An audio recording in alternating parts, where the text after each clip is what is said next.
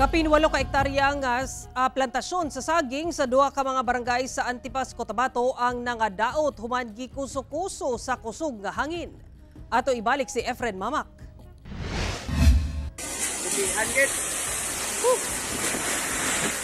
Abalay kaya namun to. Yate, abalay kaya namun to. Ubos.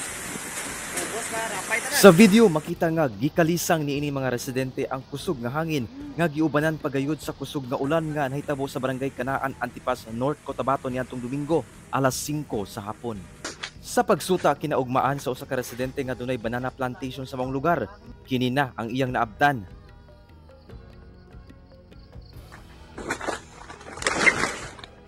Mura dahon ng saging minus. Sakit sa dughan. Sakit sa ulo kay di ibad sa utang.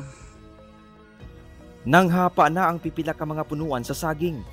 Matud sa maong residente, anaa matud pa sa 800 hangtod 1,000 ka mga punuan sa saging sa duha ka hektarya nila nga umahan ang nangadaot gumikan sa maong hitabo. Sumala sa MDRRMO Antipas, duha ka mga banana plantation ang nangadaot. 8.2 hectares diini gikan sa barangay Kanaan, samtang 0.16 hectares sa barangay Magsaysay. Sa tala matud pa sa Municipal Agriculture sa Antipas, muabot sa kapin 5 million pesos ang danyos. Anasab sa 15 ka banana farmers ang apektado.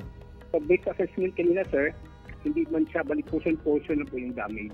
Ibig sabihin yung parang lipat-lipat yung hangin na mabilisan ba.